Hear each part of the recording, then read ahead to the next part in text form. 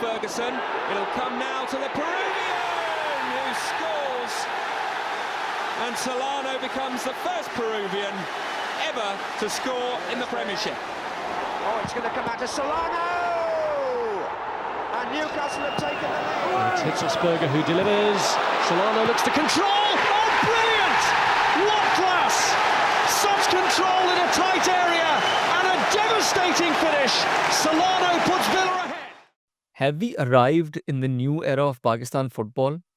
नए PFF president Mohsin Gilani ने चुपके से अपना पहला पत्ता खेल दिया है और उन्होंने सीधा एस ऑफ स्पेड्स निकाला है, क्योंकि मेरे लफ्ज गौर से सुनिएगा, साबिक premier league star Nolberto Solano Pakistan men's under 23 और सीनियर टीम के नए हेड कोच बन गए हैं।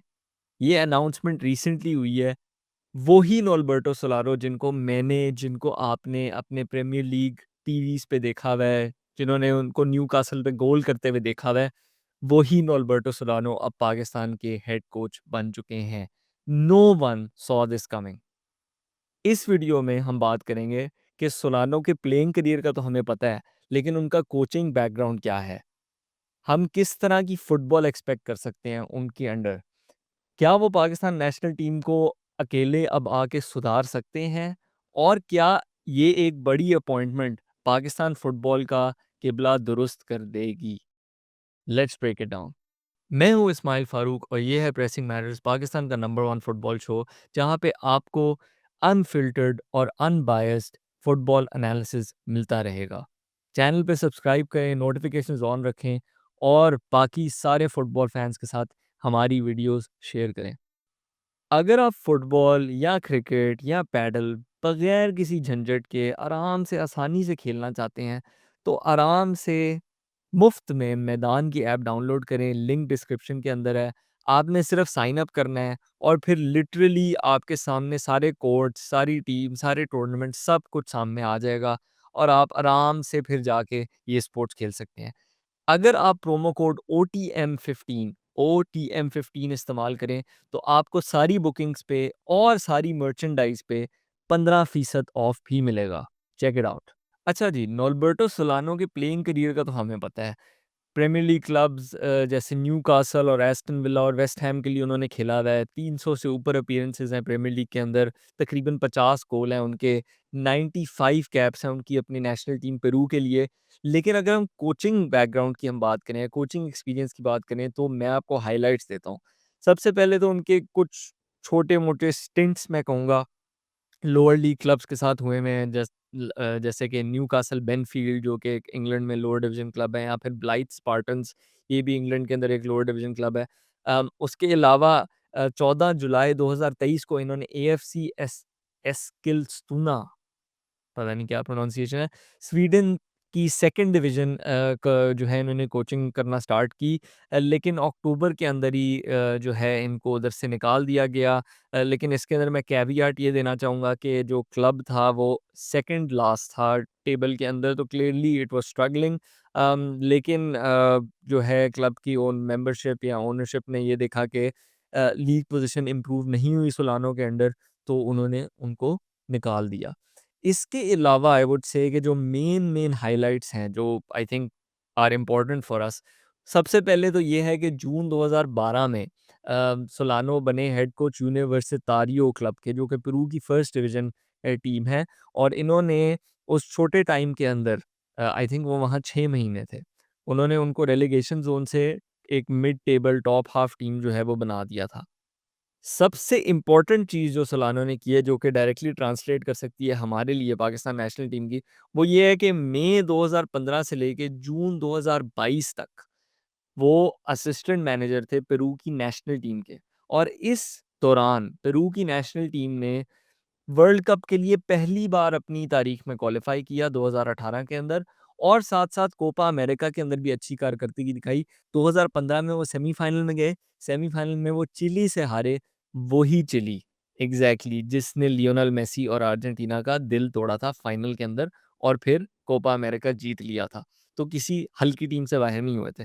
तो इन्होंने काफ़ी अच्छी कारकर्दगी दिखाई उधर एज़ एन असिस्टेंट मैनेजर, या फिर आई वुड से टीम ने अच्छी कारकर्दगी की, ऑब्वियसली उनका भी उसके अंदर हाथ होगा।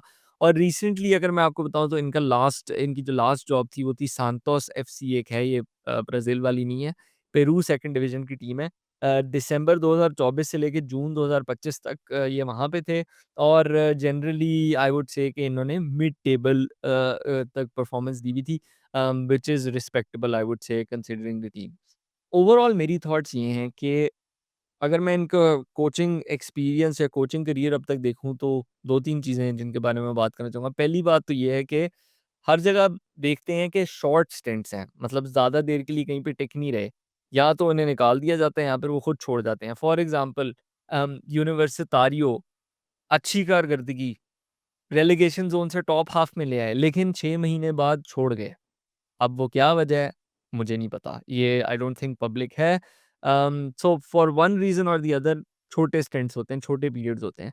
दूसरी चीज़ ये है कि इनके कोचिंग करियर में मोस्टली उधर ही गए हैं जहाँ पे क्लब्स स्ट्रगल कर रहे होते हैं।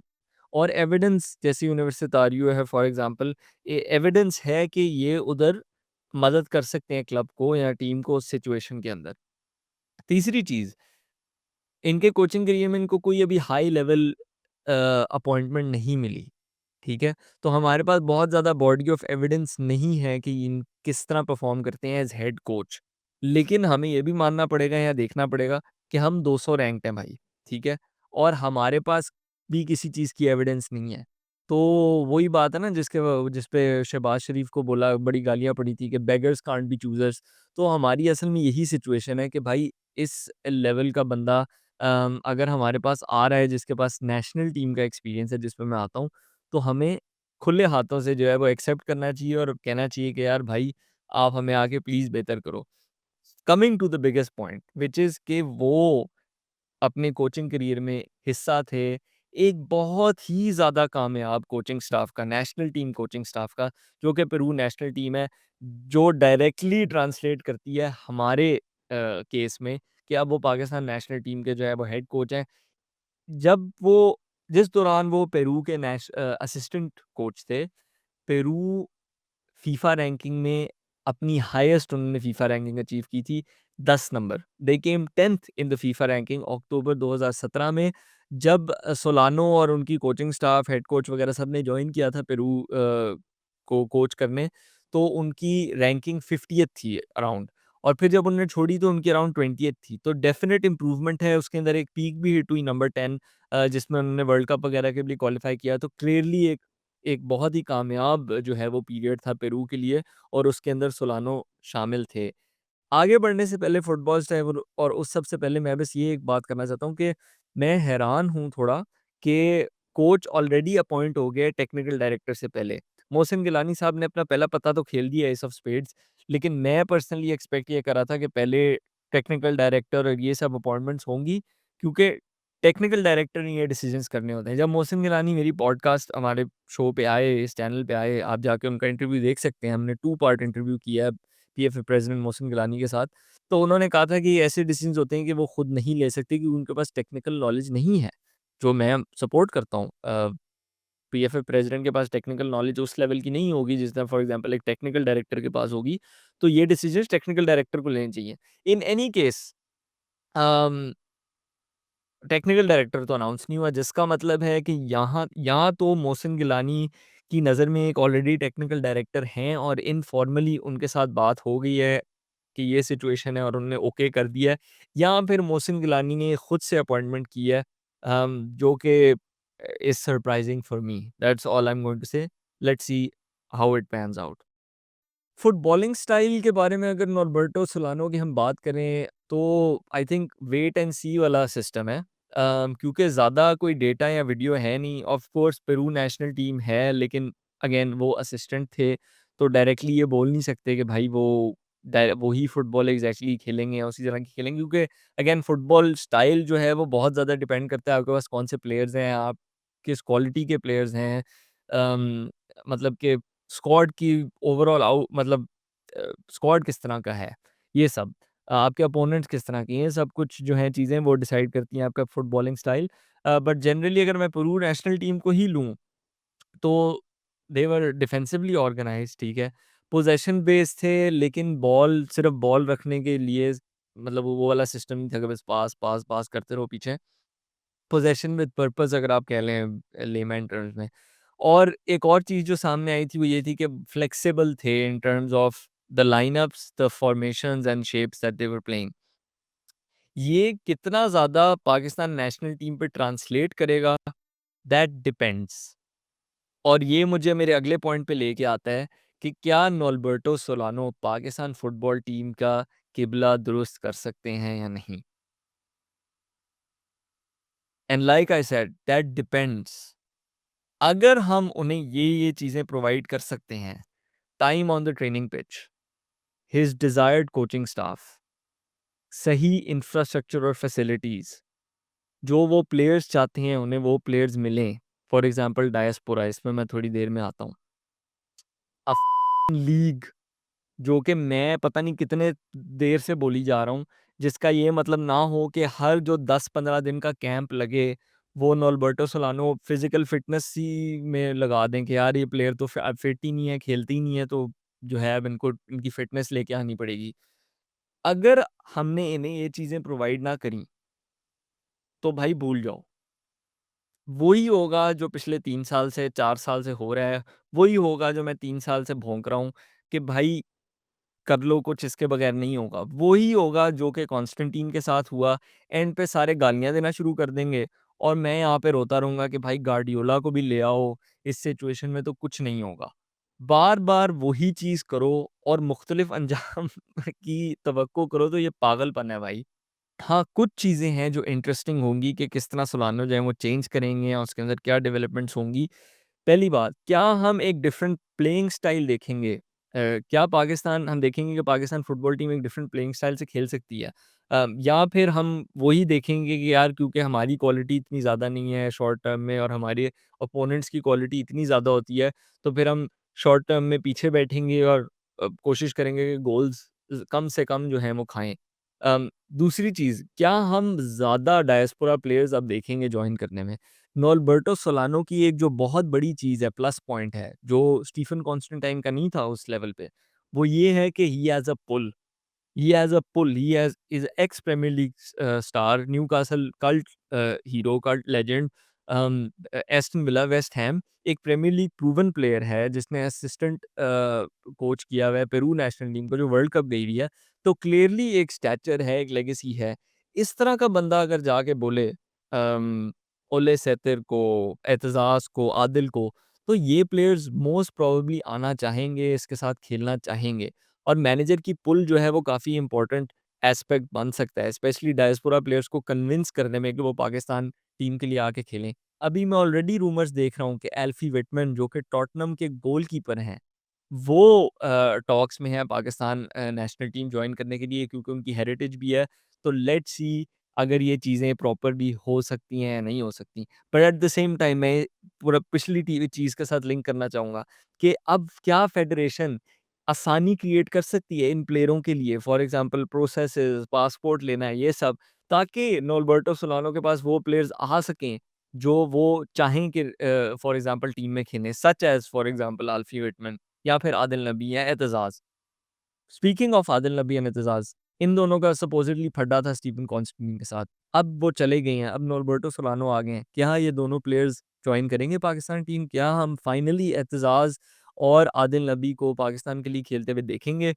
तीसरी, चौथी कौन-सी भी चीज़ है, ओतिस खान टीम में वापस आ जाएँगे अब? क्या इसका मतलब है कि ओतिस खान जिन्होंने रिसेंटली एक ट्रांसफ़र भी किया है और अब वो मलेशिया में खेल रहे हैं, क्या वो फाइनली वापस पाकिस्तान टीम में नज़र आएँगे? दीज़ आर इंटरेस्टिंग क्वेश्चन्स जो कि हम सारे देखेंगे कि क्या नॉर्बर्टो सोलानो चीज़ें डिफरेंटली करेंगे, क्या चीज़ें डिफरेंटली होंगी या नहीं। पहली तो बात है, लेट्स वेट एंड सी कि वो क्या कहते हैं, वो क्या करते हैं। अभी उनकी कोई पहली प्रेस कॉन्फ्रेंस, कोई स्टेटमेंट कुछ भी नहीं आई, लेकिन ही has a busy time ahead. Under 23 Asian cup क्वालिफायर्स हैं सितंबर में, और फिर उसके फ़ौरन बाद सीनियर साइड के एशियन कप क्वालिफायर्स हैं अक्टूबर में, starting with A home match against Afghanistan in Jinnah stadium. तो वुड बी क्रेज़ी अगर उधर नॉर्बर्टो सोलानो जो है अपना सीनियर टीम डेब्यू करते हैं विद अ विन। आखिरी सवाल, क्या नॉर्बर्टो सोलानो पाकिस्तान फुटबॉल सिस्टम को ठीक कर सकते हैं या नहीं? No, सीधा-सीधा no. इनफैक्ट हमें चाहिए कि हम फुटबॉल सिस्टम को फिक्स करें ताकि हम उन्हें वो औज़ार दे सकें कि वो अपनी बेस्ट कारकर्दगी दिखा सकें। उल्टा चलता है भाई, एक बंदा आके सिस्टम नहीं ठीक कर सकता है, स्पेशली अगर वो नेशनल टीम का हेड कोच है। हाँ, वो कंट्रीब्यूट कर सकता है, लेकिन हमें सिस्टम ठीक करना है ताकि वो बंदा अपनी पूरी सलाहियत पे परफ़ॉर्म कर सके। हमें चाहिए इकोसिस्टम, बार-बार बोलता रहा हूँ। League, infrastructure, youth development, coaching education, financial commercial aspect, ये सारी चीज़ें मिल के एंड पे नेशनल टीम में जाती हैं। ये सब चीज़ें फ़ीड करती हैं नेशनल टीम को। इस पे मैंने बड़ी डिटेल में बात की हुई है, हमारी बहुत सारी वीडियोज़ हैं, हमारी पूरी इकोसिस्टम सीरीज़ भी है जिसमें मैंने सारा कुछ आउटलाइन किया हुआ है डिटेल के अंदर, तो उनको जाके ज़रूर चेकआउट करें। एनीवे, आप लोग क्या सोचते हैं नॉर्बर्टो सोलानो की अपॉइंटमेंट के बारे में? कितना एक्साइटेड हैं आप? आपको क्या लगता है कि पाकिस्तान कितना इम्प्रूव कर सकती है? क्या आप खुश हैं या गमगीन हैं कि स्टीफन कॉन्स्टेंटाइन जो हैं वो चले गए हैं? कमेंट में बताएँ। ज़रूर ये वीडियो जो है बाकी लोगों के साथ शेयर करें, पाकिस्तान फुटबॉल फैंस के साथ, और साथ-साथ सब्सक्राइब करें। आपकी सपोर्ट के बगैर ये चैनल आगे नहीं बढ़ सकता, पाकिस्तान फुटबॉल आगे नहीं बढ़ सकता। इस्माइल फारूक की जानिब से until next time, take it easy, अल्लाह हाफ़िज़।